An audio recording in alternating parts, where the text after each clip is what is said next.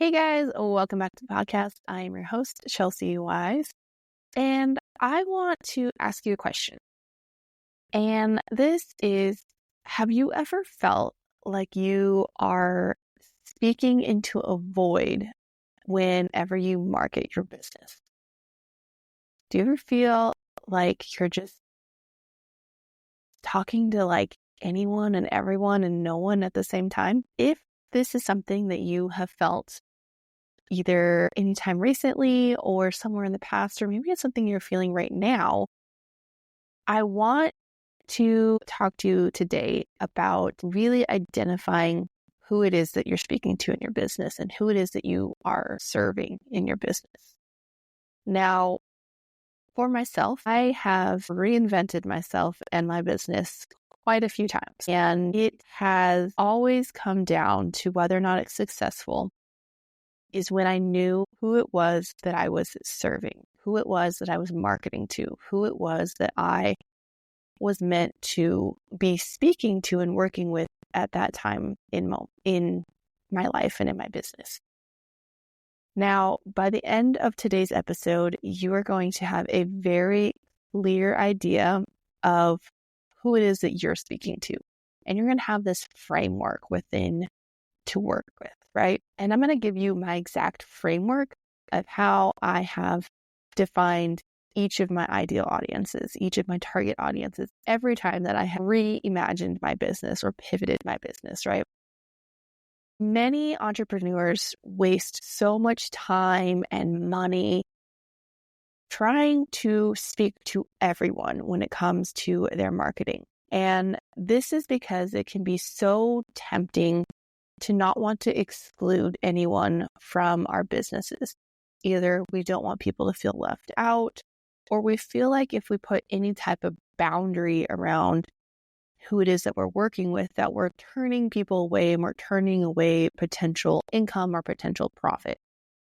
Now, while theoretically I understand this, from a marketing standpoint, it just becomes so overwhelming to try and attract everyone into your business, which is why it's so easy to burn yourself out marketing to the masses, right? And this is how you end up with really scattered marketing campaigns, and you really end up failing to drive any type of engagement because nobody feels like you're speaking to them. So there was a study done by HubSpot that was published in HubSpot in 2023 that showed that 63% of small businesses struggled to generate any type of lead due to the lack of clarity in their target audience. Now, if you want to call it a target audience, your ideal customer avatar, which is an ICA, or your ideal client, or, any of those things, all of those things mean the exact same thing, right? They're all basically talking about who it is that you're marketing to, who it is that you are serving with your business, right? So now that we've kind of cleared up that, I want to get back into a few more stats. There's also a loss of opportunities. According to Forbes in 2021, businesses with a well-defined target audience see anywhere from 20 to 30% increase in their customer retention rates because their marketing feels personal and relevant to the people that they are marketing to, right? According to Salesforce report, 66% of customers expect companies to understand their unique needs, but only about 34 feel that this expectation is even being met, which really highlights the importance of clarity and defining your audience. So what is the audience? Or what's the solution? Defining your ideal client is not just about narrowing down your audience. It's really about creating this clear and focused path forward in your business. Now, it can be very beneficial when you're first starting out to test out the waters in a lot of different areas in your business, right? So if you are a coach, maybe you are coaching, one-on-ones and offering group sessions and offering, just one-off sessions instead of just having one thing that you're really known for, right? And there's power in that. There's power in learning what you're good at and, who it is that you like to work with. Now, for me, when I was first starting out as a photographer, I started I've shot a little bit of everything. So I have photographed newborns. I have photographed families. I have photographed kids. I have photographed high school seniors. I photographed weddings. I photographed engagements, proposals, like all of the things. I've done events. I've done sports. I've done a lot of different things. And while I can do a lot of different things, I didn't love working with a lot of different things. Now, when it came to newborn sessions, there were some things that just didn't work for me, right? In my family. So one of the things with newborns is you never know when they're going to be born, right? So there's this like golden window of like 7 days that you want to try and photograph this newborn in. It's before baby acne comes in. It's while they're still sleeping most of the time, right? It's before, their skin gets all goofy and you have like 1,000 hours of editing, right? I didn't like not knowing when those sessions were going to be scheduled until like the week of, right? At the time when I was doing that, like I had pretty young kids at home, and that meant that I had to line up daycare and, trying to set up daycare like last minute in our area, it wasn't very feasible, right? And I didn't love that part of it. The other thing about newborns is you are in a very hot room for anywhere from like an hour to 3 hours, like bent over trying to hold these babies in these nice, neat little poses. And this is when more like post newborn stuff was like all the rage.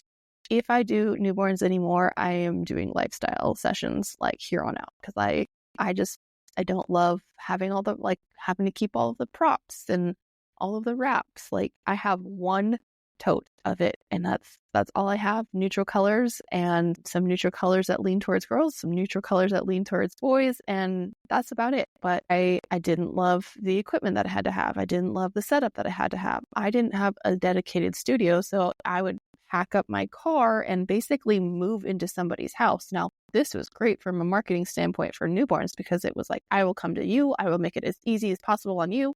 Dad can go have a beer in the living room or watch the game, like whatever he wants to do. We'll pull him in for his photos and he can go do whatever he wants.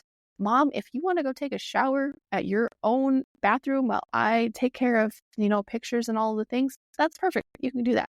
Now, that's a way of marketing that towards that client, and it worked really well. But I didn't love having to pack up all of my stuff in the dead of winter and then bring it in and then haul it all back out. Like, it was just not a lot of fun. And so I had transitioned to families, and, there's a lot of money to be made in families. You have repeat customers every single year because, you get to watch these families grow over the years. And, I'm getting to a point right now where people, like kids that I had done like their newborn sessions and their like 3-month sessions and 6-month sessions, are like getting into high school and starting to like graduate. So it's like I've seen these kids grow up throughout the years, and it's a beautiful thing. But when it came down to it, I didn't love that not everybody wanted to be there to have their pictures taken. I didn't love that oftentimes Dad just didn't want to be there. And that was really frustrating to me. Didn't really love it. When I was photographing high school seniors, it was super, super fun, but it came down to a scheduling thing again for me. So I would have their session booked to like months in advance. And then all of a sudden something would come up with sports and be like, oh, we have to schedule that, like reschedule that.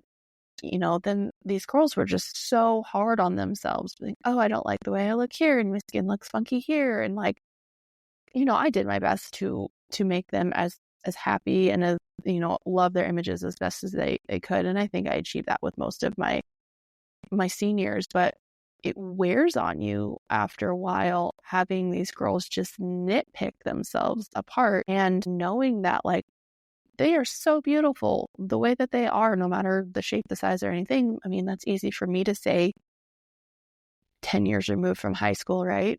But that's hard for a high school senior to wrap her head around, that she's not fitting into this nice neat box that's being portrayed on social media, right? So I didn't love that part of it. And it wasn't in my photography career until I stumbled upon wedding photography that I fell in love with that type of thing, right? Now, I niched down a little further, but I loved weddings because they were scheduled months, if not a year in advance. There was a very, very rare occasion that it would get canceled last minute. 90% of the people are excited to be there and happy to be in front of a camera. I also was photographing things different and new every time. There was new decorations, new lighting equipment, or new lighting scenarios, right? Like I had to learn so much and be ready to adapt to all of these changes because you never knew what the weather was going to be like. Like there was no like rain checks on a wedding, right? You showed up and you shot in the rain, or you shot in 110-degree heat, or the snow, or the frost. And it was beautiful because it pushed me to become a really, really talented photographer. And I loved that. And I still love it. I still love photographing weddings. And now, as I transition my business more into the educational side of things, I have had to, again, I've done a little bit of everything. I've coached photographers, I've coached men, I've coached women, like all of the things. And it's now to the point where I'm honing in on who it is that my ideal client is. So what are some of the benefits of speaking directly to your ideal client? So when you really know your audience's struggles, you get to craft solutions that feel almost tailor-made to them. And this level of precision is what makes your marketing resonate with them on such a visceral level. So, for example, if you are a fitness coach who targets postpartum moms and can address the specific challenges that they are facing, whether that is like regaining their confidence or offering, exercises that are going to help them with their pelvic floor, you're going to be speaking directly to the needs that they have instead of offering just a generic workout program, right? You get to be very, very clear on who it is that your program is made for when you have identified what their struggles and their needs are. Another thing that, a benefit of, defining your ideal client is that it really helps you to build this trust and this connection much faster than you ever would, because it makes your audience feel seen and understood when your messaging really aligns with what their needs are. And this really helps to build loyalty, and it makes them much more likely to choose your business over any other competitors. So this could be, for an example, you've got a wedding, two wedding photographers, and one photographer says, I will be your wedding photographer. Here are the dates that I have open, right? And the other photographer who specializes in elopements in national parks and loves to create content that speaks to, those people who love adventure and these like intimate, tiny little celebrations. If you are someone who hikes and loves the outdoors and backpacking, across the country, which photographer are you going to choose? One that happens to have your date open, or one that really understands your passion for the outdoors and shares that passion with you, right? And wants to help you create this special moment that's just between you and your fiance, right? Do you understand how, one is like, yeah, their date is opened and like they've got good pictures, but this one, like their date is open and they know me and trust me, and like that connection is there. So there's, that building of trust and connection can happen so much faster when you can really nail down who your ideal client is. The other thing that you can do is you really avoid like burning out when you're working with clients who align with you. So when you're working with clients who share your same values and your same vision, it is so much more energizing and rewarding. This is kind of why I didn't love working with families, because so often I was working with dads who like just didn't want to be there. And that was such a like inconvenience in their schedule to have to get dressed up in this outfit that this wife picked out. And that really came down to marketing on my part for sure. But overall, I just wasn't loving working with those types of clients. And that burnt me out fast because, I was booking a lot of sessions and shooting a lot of things, but I just came back from those interactions just feeling drained because it was doing everything in me to get people to smile, to get them to feel happy about it. And I don't know, if now I understand that this podcast is not all for photographers, but I do have a lot of photographers that listen to this podcast.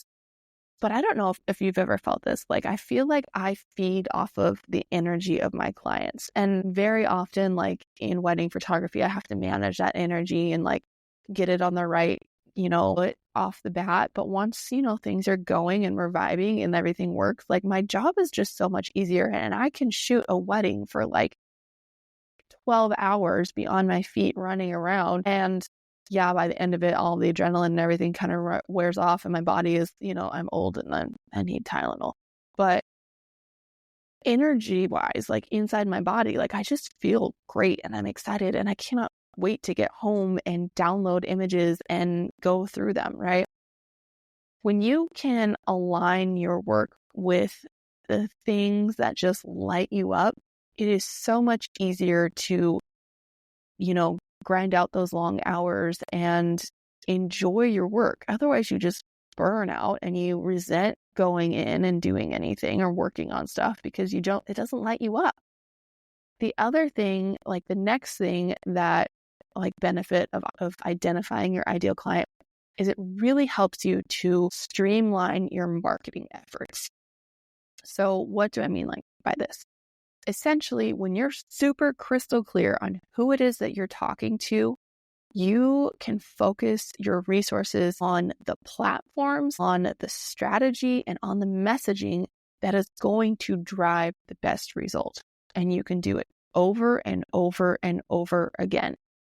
So there's this thing in marketing where there's two things. You can either say a lot or a little bit about everything, or a lot about a little bit. And the best marketers in the world are the ones that say that hammer in the points of a lot about a little, because you know exactly who it is that you're going to go to for this thing because you've seen it and heard it so many times, right?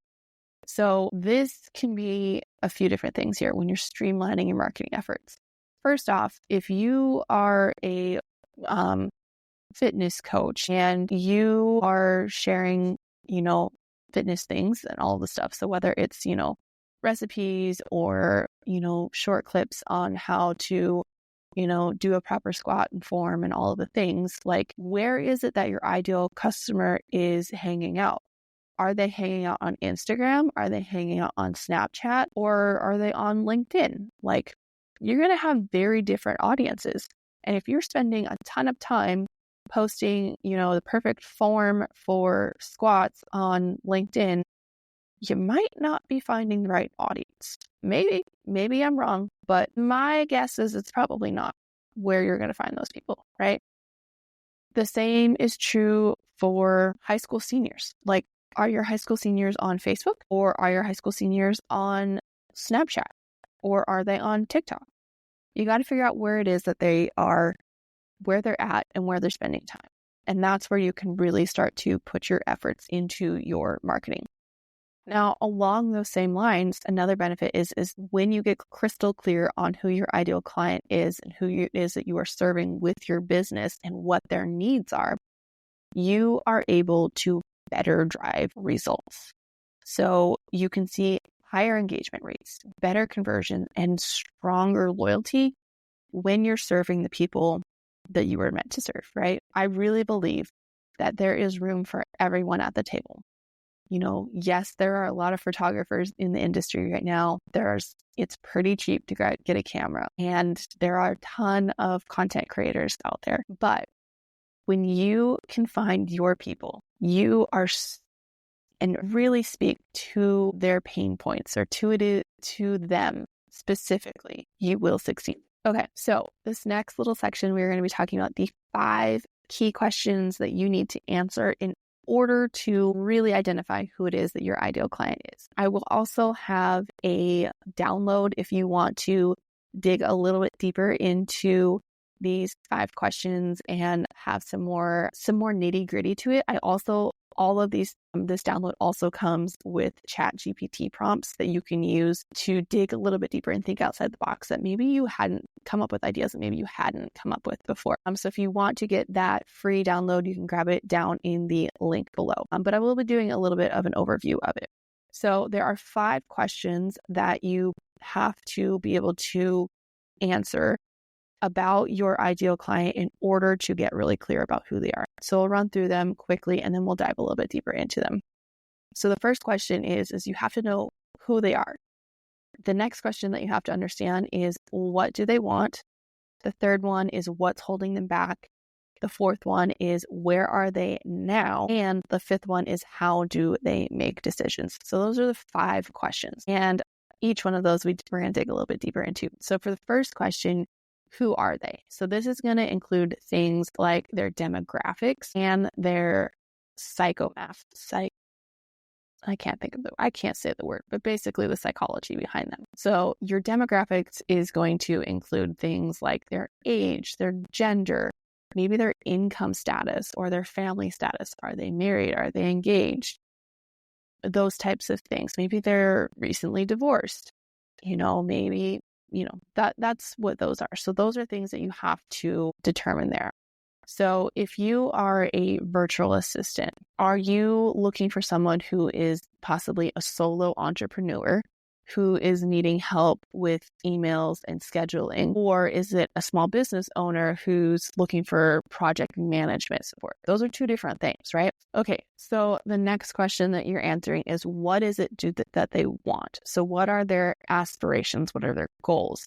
What is the dream outcome from them? So are they looking for, if you make soap, are they looking for luxurious homemade soap that they can give to loved ones? Or are they looking for some type of eco-friendly products that really align with sustainable lifestyle?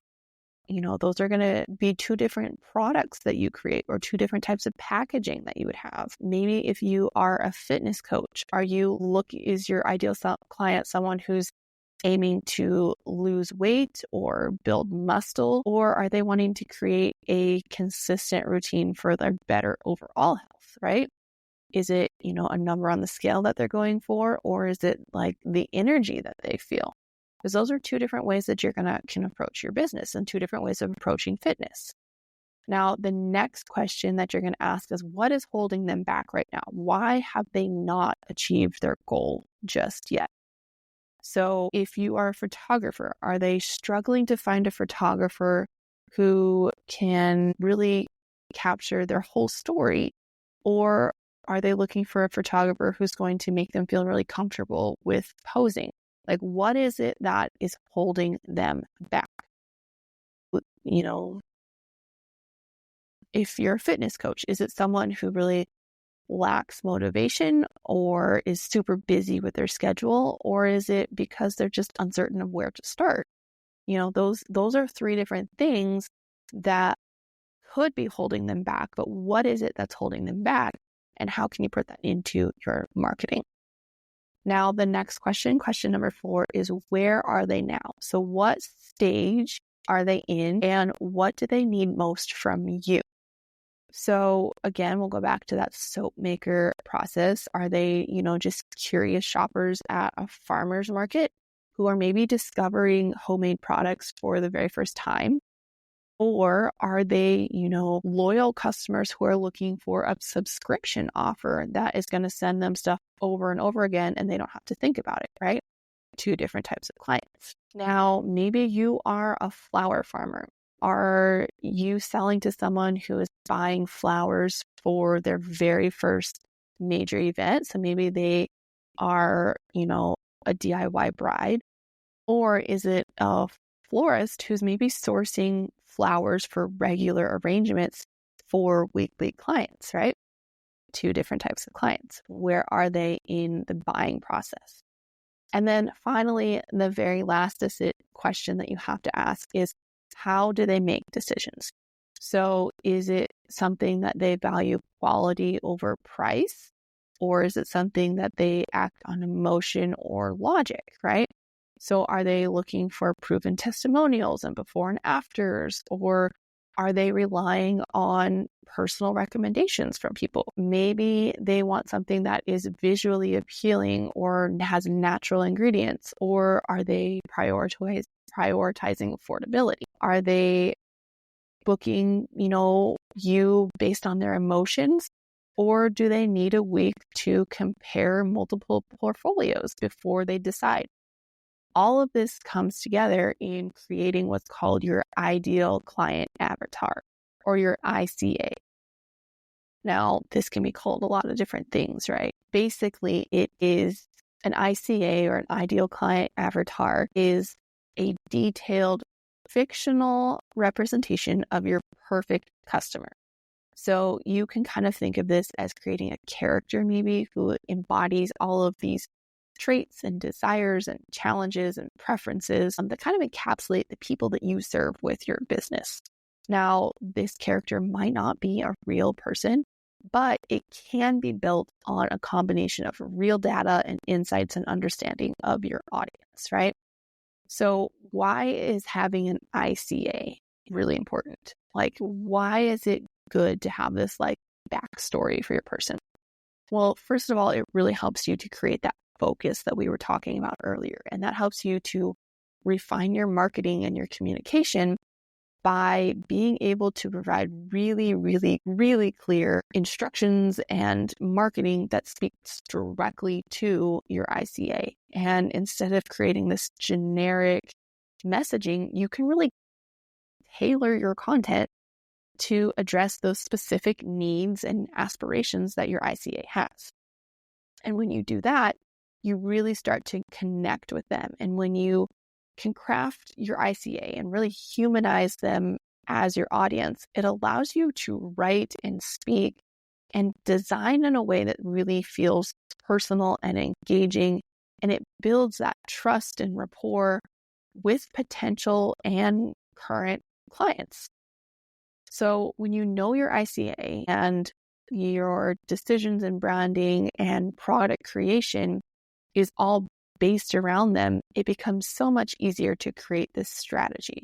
You really start to understand what resonates with them and can really help to prioritize where it is that you need to dig a little bit deeper and where it is that it can, everything can align with their preferences. So again, components of your ICA are going to be, you're going to be looking at their demographics and their psychographics and pain points and dreams and desires, which we all talked about earlier. Okay, so now once you've answered those 5 questions, right? And again, those 5 questions are who they are, what do they want, what's holding them back, where are they now, and how do they make decisions? When you bring all of that stuff together, kind of write almost a backstory for this ideal person that you would love to work with. And when you do that, I want you, as you're working through that, I want you to understand that your ICA isn't something that's static. It's going to evolve and grow and mature as you and your audience grows and changes, right? So the world is changing constantly. People's preferences are changing constantly. You are growing as an individual and as a business owner and as a maker and doer and all of the things, right? There's new technology that comes out. There are, just different preferences in the world that are going to come out. And when you're defining your ICA, know that it's going to evolve over time. You're going to refine it a little bit more, or maybe it's going to shift differently. But essentially, you're going to create a story of this person. So I want to go ahead and share who my ICA is with you. So my ideal client is a woman, generally in her early 30s or late 20s. She probably has 1 or 2 kids. So you can kind of picture this. She's just dropped her kids off at school. She's balancing a coffee in one hand and her work phone in the other. She's currently working at a 9 to 5 and perhaps in a role that she, kind of fell into rather than chose. And deep now down, she has a dream of reigniting her passion for starting her own business. Maybe it's something really creative like soap making or coaching. Either way, she's driven and she's motivated and she's full of ideas. But she's a little bit overwhelmed on the how.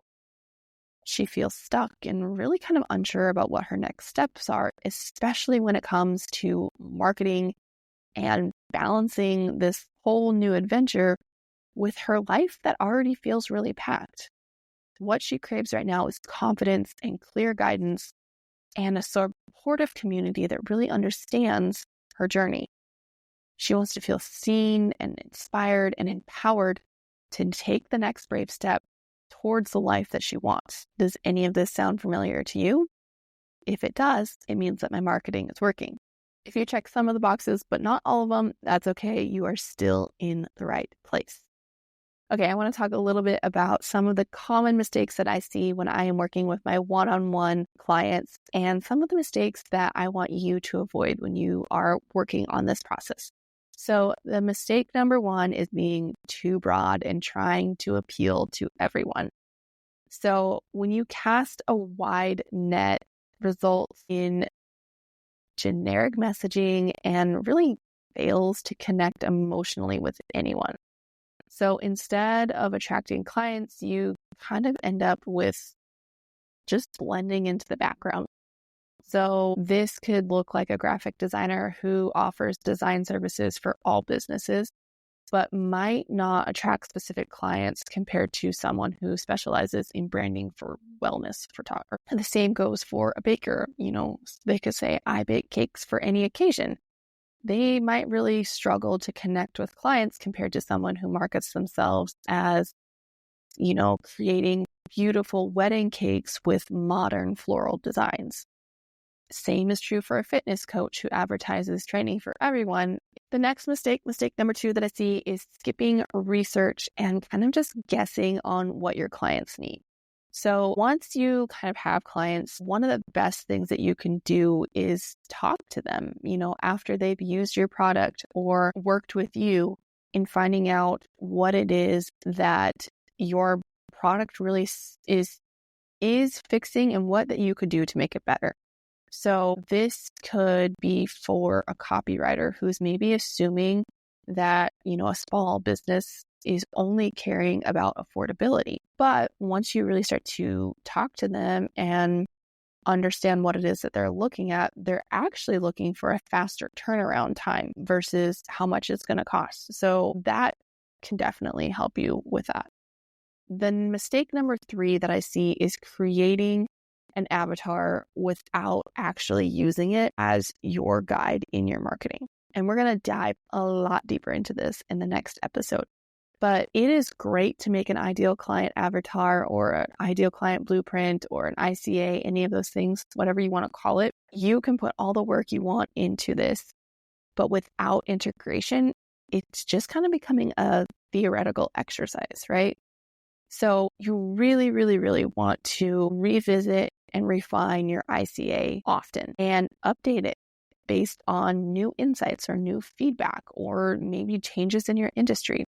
Another thing that you want to do is make sure that you're continuing to do market research through surveys of past clients or interviews or even analyzing your competitors.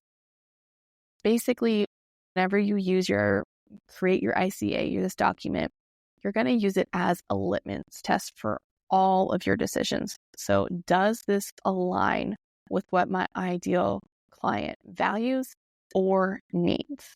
Very, very important.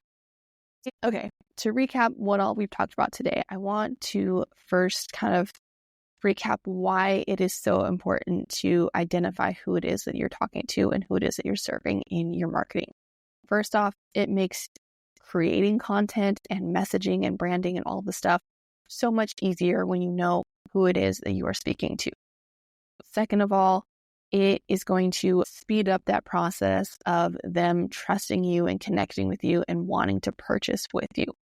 And next, it's going to help you retain clients and make them into repeat clients when they feel like they are known and heard and understood. Remember, there are the 5 key questions that you have to be able to answer about your ICA. And those 5 questions are: who are they? What do they want? What's holding them back? Where are they now? And how do they make decisions? To help you really work through all that, make sure you grab your ideal client blueprint down in the show notes below. That document is going to help you work through all of those questions, give you lots of other questions to answer that kind of help answer the broader question. And it also includes some ChatGPT prompts to help you expand on that and to help you create that ICA and that backstory for your ideal client. So if you have not already downloaded that, make sure you grab it in the show notes below. Take 15 minutes and start working on that. That document is something that you are going to need before we dive into next week's document, where we really start to put all of those pieces together and make it into something that actually takes the next step forward, and not just thinking about stuff, but actually moving forward in your business. Remember, the more clarity that you have about your ideal client, the more confident you can build. Okay, I want you to remember that the more clarity that you have about your ideal client, the more confidently you can build a business that you love. Your dream clients are out there. It's time to go find them. All right, guys, I will see you in the next episode.